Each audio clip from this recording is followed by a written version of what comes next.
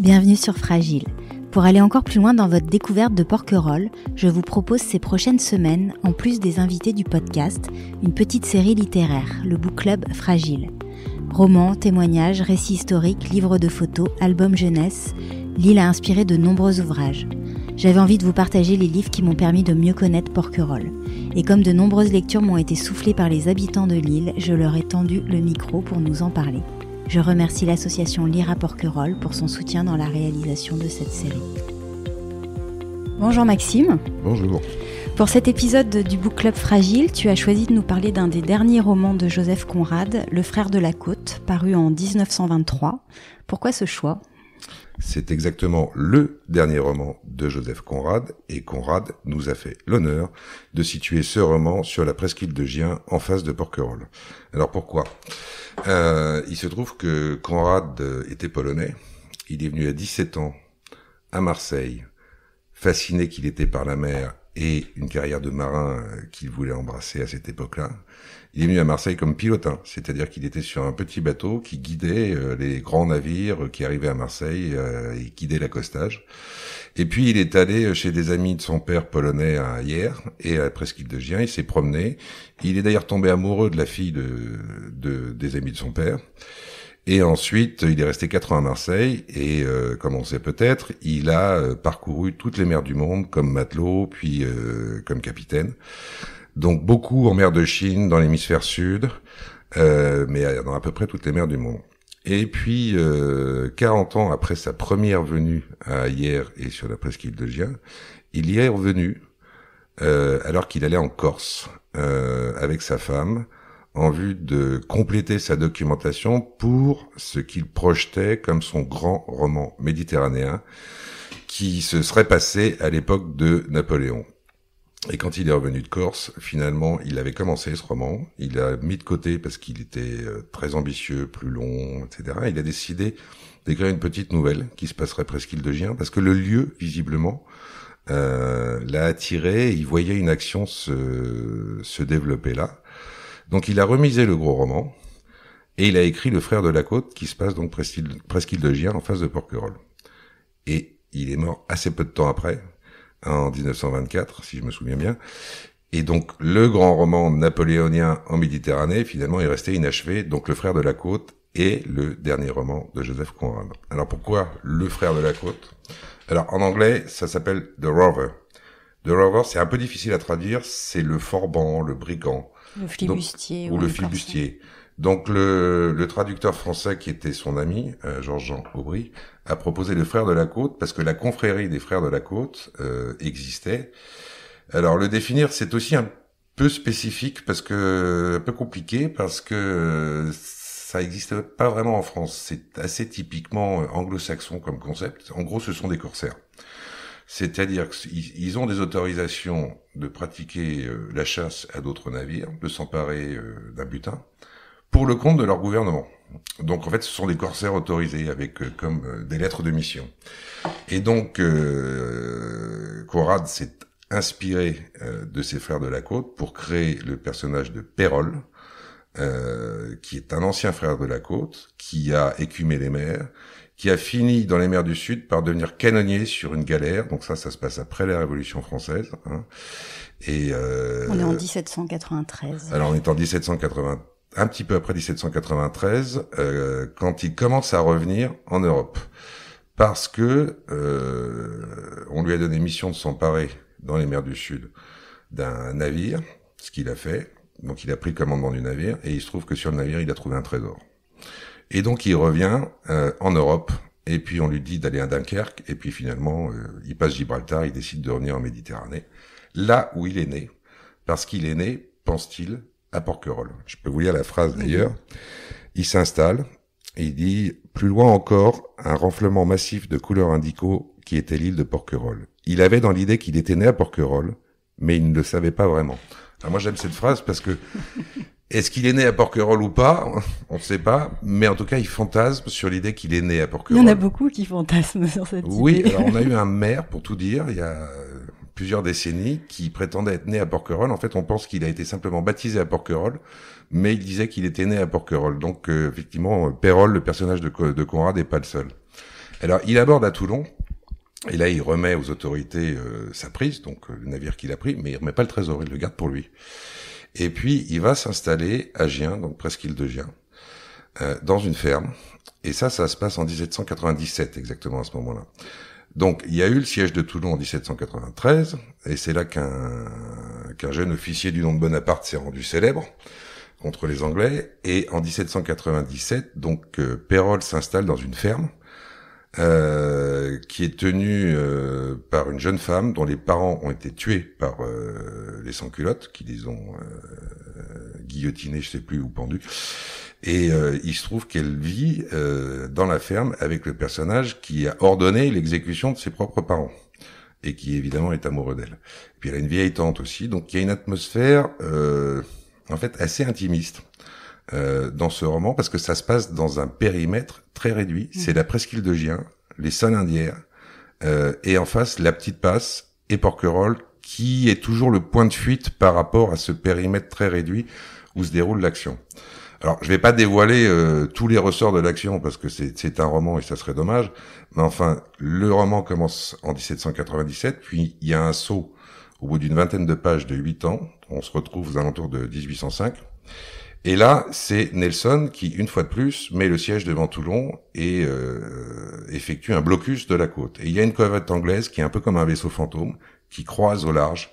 Et il va y avoir une action pendant tout le roman, où Pérolle va essayer de déjouer la fonction d'espion de cette corvette qui prépare une possible invasion anglaise.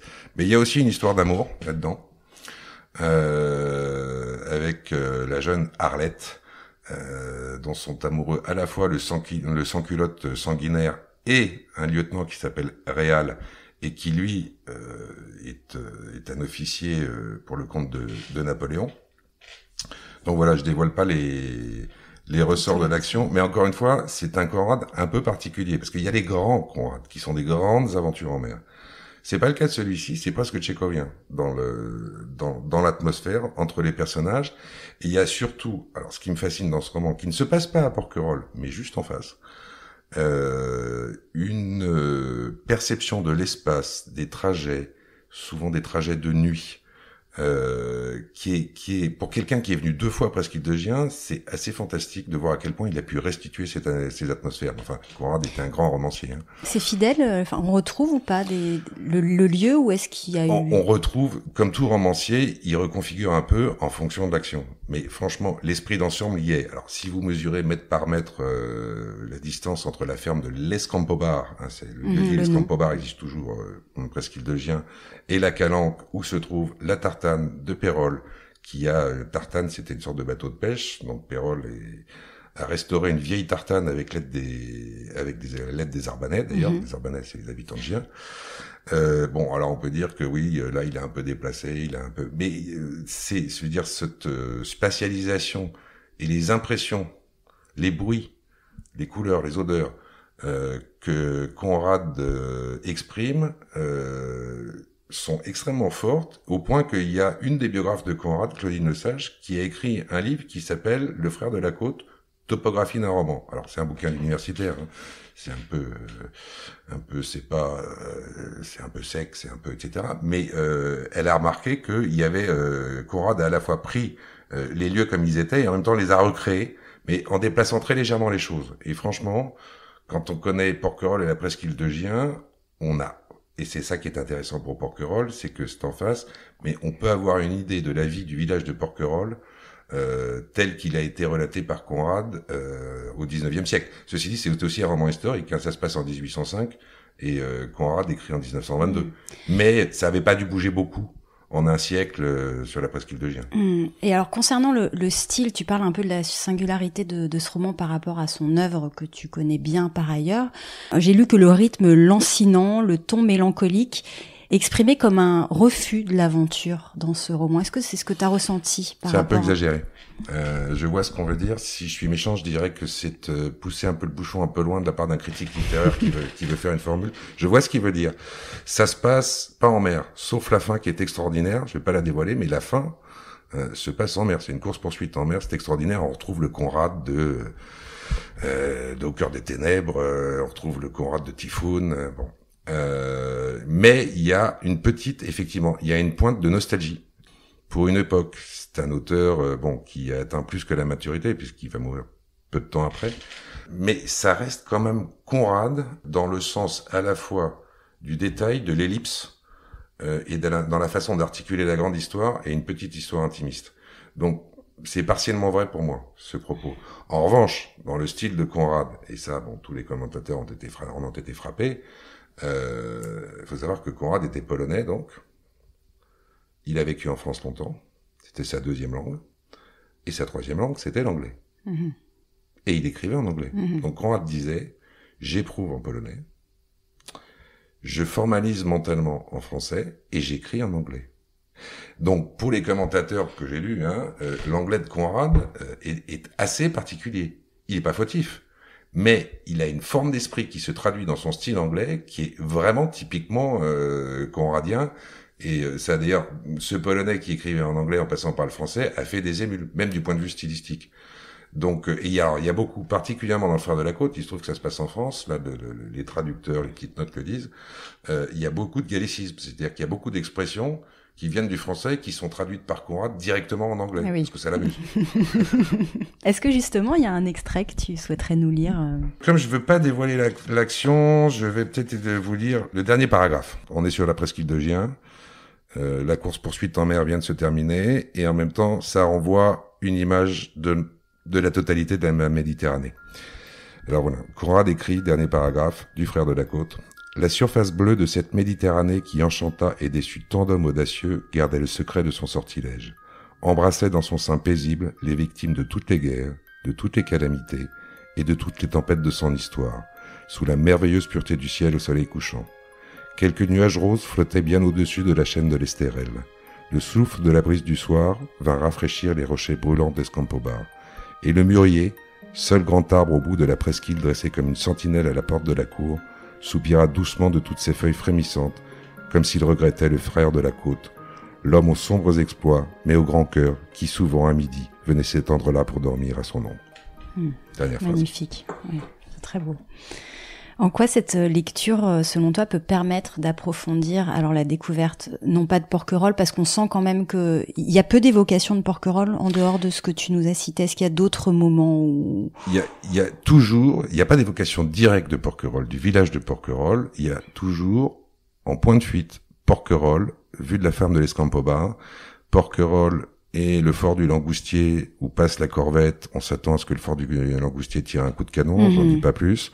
Comme lieu stratégique, comme au lieu stratégique militaire, c'est-à-dire... C'est une sorte de présence, surtout la nuit, ça revient plusieurs fois dans le roman, il y a une présence de l'ombre portée de Porquerolles sur la presqu'île de Gien. C'est comme un navire à l'ancre, qui serait à la fois familier et un peu mystérieux.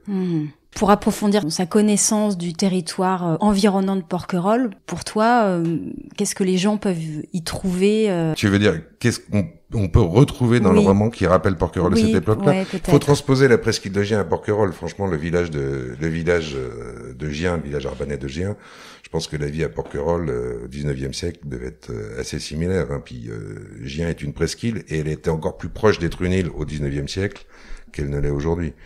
Donc franchement, c'est dans la façon dont il y a une petite communauté dans toutes les questions. Il y a des pêcheurs, il y a un infirme, il y a un espèce, il y a un personnage qui s'appelle Michel qui devient tout dévoué à Pérol qui est extraordinaire. Puis des Pérol, cet homme de mer rusé, madré, un peu dur à cuire, en même temps généreux.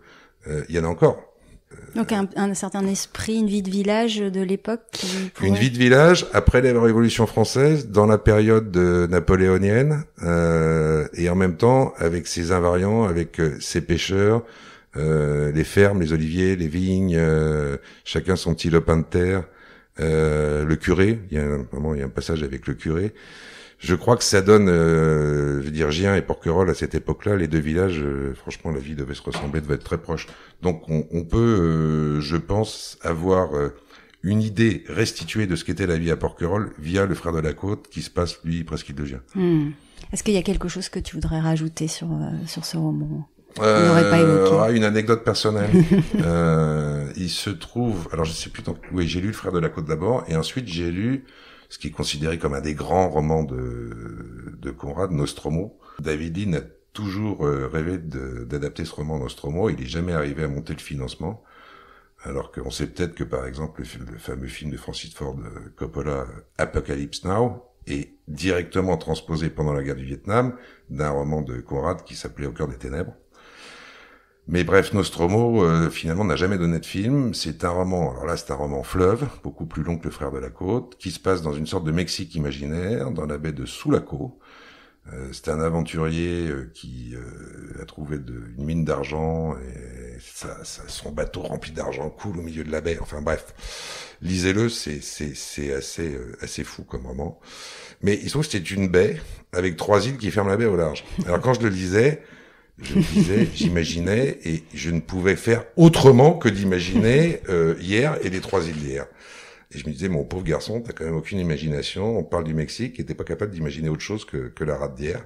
Franchement, tu manques d'imagination. Et il se trouve que j'ai rencontré un peu par hasard chez un ami, un des biographes de Conrad. Il avait écrit une biographie. Je lui raconte cette histoire.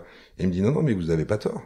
Il me dit, en fait, on sait que Conrad s'est inspiré de la topographie de la rade d'hier et des 3 îles et l'a transposé en dilatant beaucoup, c'est plus grand, au Mexique pour créer sa rade imaginaire de Sulaco. Donc je me suis dit, bon, c'est pas mon imagination qui est si pauvre, c'est Conrad qui a vraiment été fasciné par le paysage hiérois et porquerolais. Bon, finalement, il y a beaucoup de transpositions du Mexique. Oui, ça faisait repartir au Mexique François-Joseph Fournier. En fait, bon, Conrad a écrit le roman avant l'arrivée de François-Joseph Fournier à Porquerolles. J'avoue, je m'étais demandé aussi est-ce qu'il avait entendu parler de l'histoire de Fournier, qui s'en était servi pour le remettre au Mexique. En fait, non, ça a été écrit bien avant l'arrivée de François-Joseph Fournier à Porquerolles. Voilà. Donc, s'il y a d'autres romans de Conrad qui permettent de découvrir son œuvre, voilà, que tu souhaiterais conseiller, Nostromo et Au cœur des ténèbres, est-ce qu'il y en a d'autres? Nostromo, Au cœur des ténèbres, Typhoon, La rescousse. Alors, L'attente, c'est le roman méditerranéen inachevé, napoléonien, qui suit dans l'édition de la Pléiade, Le Frère de la Côte. Mais là, j'ai relu le premier chapitre, c'est extraordinaire. Et il y a le fameux Lord Jim. Alors, Lord Jim, c'est probablement le plus connu. D'abord, c'est une aventure de mer, mais c'est aussi le portrait d'un homme indirect, Lord Jim, qui est fait par plusieurs personnes. Donc, Conrad a inventé ce qu'on appelle le roman en tiroir, c'est-à-dire que quelqu'un raconte une histoire, à l'intérieur de laquelle quelqu'un raconte une autre histoire, et ainsi de suite. Donc, il est célèbre pour ça, mais c'est aussi une très très belle histoire. Voilà les quelques-uns que je donnerais, mais enfin, l'œuvre de Conrad, elle est grande, hein, il a beaucoup écrit. Tout à fait. Bon, écoute, merci beaucoup, Maxime, pour le partage de cette lecture, dont je rappelle le titre, Le Frère de la Côte, donc de Joseph Conrad. Merci à toi, Élisée Conrad. Rendez-vous sur fragileporquerolles.com pour retrouver les références de cet ouvrage.